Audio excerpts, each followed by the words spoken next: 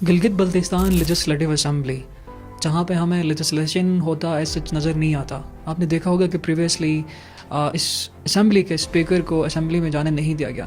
اسی اسمبلی کا حصہ بننے کے آپ بھی خواہش مند ہیں. آپ کیا کریں گے اگر آپ کو موقع مل جاتا ہے تو اس اسمبلی میں جس کے اندر لیجسلیشن ہوتی ہے ہمیں نظر نہیں آتی؟ دیکھیں،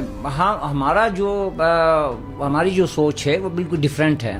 اب دیکھیں، یہ آپ کا اسپیکر نذیر ایڈوکیٹ صاحب، اب دیکھیں یہ کون ہے.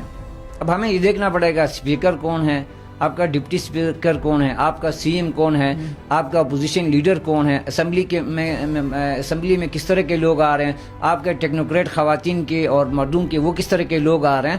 تو ظاہر ہے یہ ڈیموکریٹک کلچر ابھی تک پروموٹ نہیں ہوا ہے.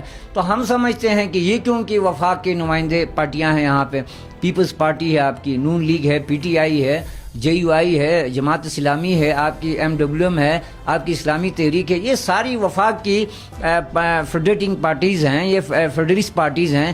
تو ان کے اندر کیونکہ ظاہر ہے یہ نوازشات سے آتے ہیں، یہ مہربانیوں سے آتے ہیں، یہ خوشامدیوں کے بعد آتے ہیں. تو ان کے اندر وہ کرج، وہ جرت نہیں ہوتی ہے، اور ان کے پیچھے کیونکہ ماسس سپورٹ نہیں ہوتی. یہ کوئی عوام کا مینڈیٹ لے کے نہیں آتے ہیں، لیکن آتے بھی ہیں تو بہت کمزور حالات میں آتے ہیں. تو یہاں کی کیونکہ گلگت بلتستان کی اپنی کوئی لوکل نیشنلسٹ پارٹی نہیں ہونے کی وجہ سے یہ جو بیساکھیوں کے تحت جو لیڈرشپ آتی ہے، یہ یا جو قیادت آتی ہے سیاسی، یہ آپ ان کے پیچھے ماسس کی سپورٹ نہیں ہوتی ہے، اور یہ کلیئر لوگ نہیں ہوتے ہیں. یہ آج پیپلز پارٹی میں ہے تو کل نون لیگ میں جائیں گے، آج نون لیگ میں ہے تو کل پی ٹی آئی کے اندر جائیں گے. پھر اگر ضرورت پڑی مقتدر حلقوں کو تو یہ پھر ان کے لیے مکسچر کوئی شوربہ بنائیں گے. تو یہ وجہ یہ ہے کہ کیونکہ ان کے اپنا کوئی نظریہ، کوئی سوچ نہیں ہے، ان کی اپنی کوئی لوکل بیسز نہیں، ان کی جڑیں عوام کے اندر نہیں ہے، لوکل بیسز نہیں ہونے کی وجہ سے یہ فیڈرل کے جو بھی پارٹیز کے سربراہان ہوتے ہیں، یہ ان کے ٹکٹس لے کے آتے ہیں، ان کے وسائل استعمال کرتے ہیں.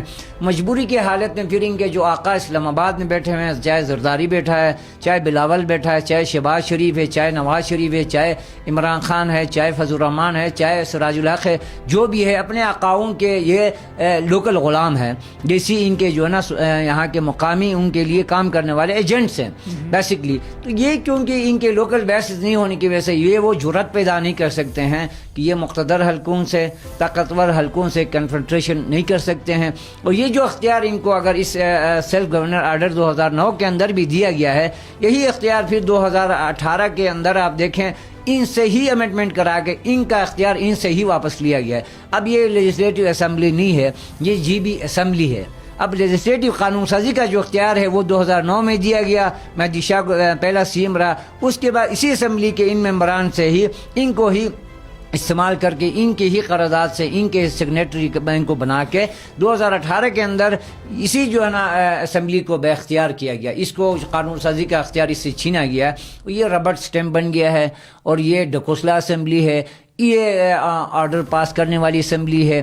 ان کو جسٹ اسلام آباد کے جو حکمران طبقہ ہے، یہ اپنی ضرورت کے حساب سے قانون سازی کر کے ان کو جسٹ مراعات اور پروٹوکول اور ٹی ڈی اور تنخواہیں اور جعلی ٹائپ کے وزیر اعلیٰ اور سی ایم اور منسٹر اور وغیرہ بنا کے ان کو مراعات دے کر ان کو اپنی ضرورت کے حساب سے جو فیڈرل سے تیار شدہ ڈرافٹ لا کے ان کو جسٹ ایز اے سیگنیٹری اور اس اسمبلی کو ایک قرارداد پاس اسمبلی کا جو ہے نا اختیار دیا گیا ہے. تو ہم سمجھتے ہیں کیونکہ ہمارا مطالبہ بھی یہ ہے کہ گلگت بلتستان کو جو 22 لاکھ نفوس ہیں ان کو مکمل داخلی خود مختاری دی جائے.